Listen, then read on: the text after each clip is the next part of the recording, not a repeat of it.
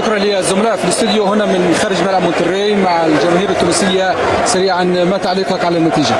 ما تعليقي والله يفضحونا. شو نقول لك، نية تعبت، انسان تعبت نفسانيا وبدنيا. تو كي تجي نشوف هكا اللاعب تو يلعبوا كيما هكا، تو علاش هكا؟ تو يا ربي مش حرام تو يلعبوا كيما هكا؟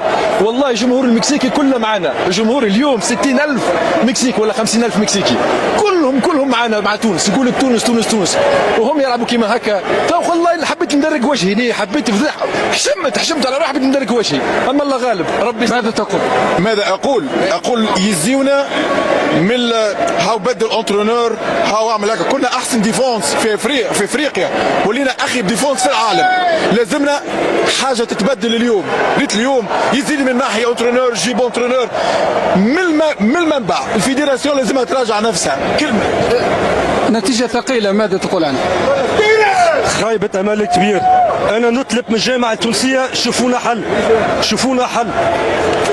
شوفونا انترمون، اصرفوا فلوس، عملوا لنا حاجه. شوف المغرب وين، شوف الجزائر وين، شوف مصر وين، شوف احنا تونس وين. ماذا تقول عن هذه المباراة؟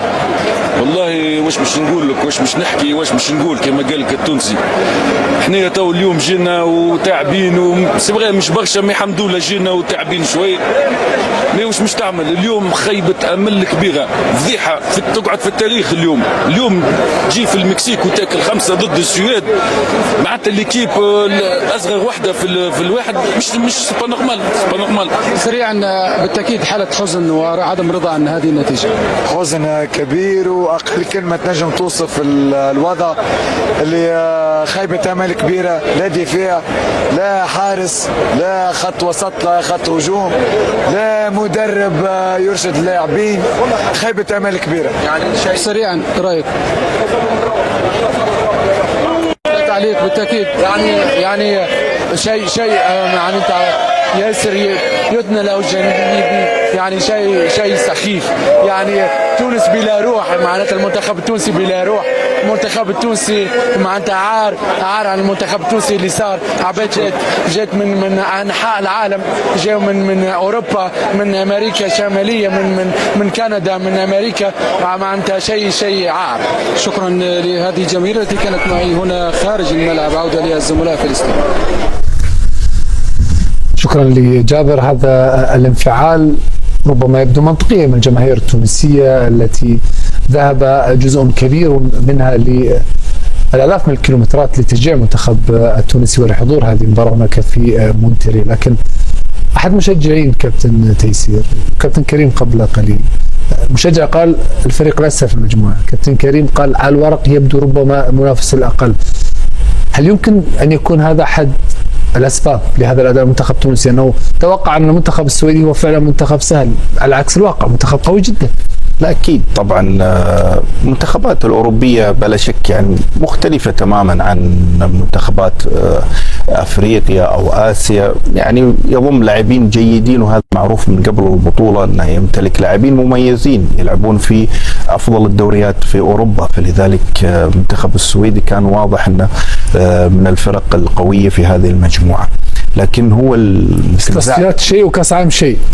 شفنا ارقام ونتائج تونس في التصفيات، وذكرنا في بدايه الاستوديو ان السويد لم تحقق انتصار، تاهلت عن طريق دوري الامم، لكن الان الوضع مختلف كما صحيح. بس التصفيات يعني في فرق بين القارتين كمستوى فني عالي، يعني عالي اكيد بلا شك. القاره الاوروبيه في رتم مختلف تماما. حتى الفرق موجود بين اسيا واوروبا، وشفنا فوز كوريا الجنوبيه مثلا. شوف كوريا الجنوبيه واليابان حاله استثناء في آسيا، لأن اشتغلت بشكل كبير في بس كانوا عاديين في التصفيات مثل السنوات السابقة، صح؟ نعم. استراليا وتركيا. نعم، استراليا وتركيا. هذه ممكن من المفاجآت صراحة، لأن تركيا تمتلك أسماء. واستراليا نعم. كانت عادية في التصفيات جدا، يعني حتى تتغيروا شكل فريقهم بشكل كبير. ولكن ممكن زعل الجمهور التونسي مبرر، لأن الجمهور التونسي حار دائما. يعني حتى لعيبة، يعني ممكن أنا تفاجأت أن المنتخب التونسي ما ظهر على الأقل بالشراسة لأن المنتخب التونسي أو شمال أفريقيا معروفين بالشراسة، حتى لو ما تكون أدائك في الملعب بشكل جيد، ولكن دائما هناك شخصية داخل الملعب وفي شراسة كبيرة على قتالية على الكرة، الثنائيات في نص الملعب، هذه كلها ما كان موجودة. ممكن منتخب تونس من سنوات طويلة ما لعب بالشكل هذا، لكن الشعب التونسي يعني ممكن زعل على أداء الفريق اللي ما كان يعني صحيح في التصفيات المنتخب كان ممتاز وكان متماسك، ولكن مباريات كأس العالم في رتم مختلف تماما، تحضير له مختلف، التهيئة النفسية مختلفة، فلذلك يعني أدائهم يعني من الناحية الشراسة لم تكن موجودة في مباراة اليوم. الآن ننتقل إلى زياد في تونس لنستمع كذلك لردود أفعال أخرى من جماهير المنتخب التونسي في بلادهم. نتابع. مرحبا مجددا. طبعا نرصد آراء الجماهير التونسية بعد أولى لقاءات المنتخب التونسي أمام السويد. اللقاء كيفاش تبعتوا اليوم؟ اكيد نتيجه عكس انتظاراتكم. الناس معناها مصبحه للصباح، معناها وجيعه كبيره ياسر، يعني 5-1 نتيجه صعيبه على الاخر. يعني تونس بتاريخها يعني في كاس العالم نتصور عمرها ما صارت 5-1، هذه مؤلمه على الاخر. لازم مراجعه تامه يعني للاطار الفني للجامعه، مراجعه تامه يعني هذا يعني شعب تونس ورايه تونس راهو ما لازمش هكا نذلوا رواحنا زاد، فهمتني؟ لازم كيما تشوف انت المروك والجزائر، يعني نحن زاد عندنا ما نقولوا في رواحنا لهنا ما يجيش، دونك لازم المراجعه. من امس الى اليوم الجمهور حاضر، لكن النتيجه كانت خارج توقعات. الجمهور بالطبيعه عمل اللي عليه، الجواريت ما كانوش قد مستواه، كلينا 5 من عند السويد، 5 من عند بلجيكا، خلينا فضيحه قدام العباد، ما شافوش كيفاش المغرب كورت، قعدنا كان احنا فضيحه، ما شرفونيش الحقيقه. كنت تتوقع نتيجه اليوم؟ لا بوسيبل توقع اليوم، توقع 2-1 تخسر 3-1، لما توصل ل5 برجوليه فضيحه على الاخر، لازم مراجعه للناس الكل. من امس اليوم حاضرين يعني كل الجماهير كل الاصناف، يعني النتيجه ما كانت خارج توقعات. الجمهور مضحي بايت مصبح يعني بك ربي، جوارات حق تعبت تمام، نتيجه هزيله برشا 5-1، جمله ما كناش متوقعينها، وان شاء الله برك ما تعاودش تكون هزيمه ساحقه لتونس كونتر اليابان. وتحيا تونس. الجمهور كان في الموعد للاسف خارج توقعات. كيفاش تبعت اللقاء؟ كنت تتوقع النتيجه اليوم؟ ما كنتش اتوقع النتيجه اليوم، كان عندنا امل نرشحوا شيء احسن تقديم، كان خسرت مع السويد، جابون بيفاش باش تعمل يظل حاضرين لاخر دقائق، واكيد تبعتوا من بدايه اللقاء لنهايته.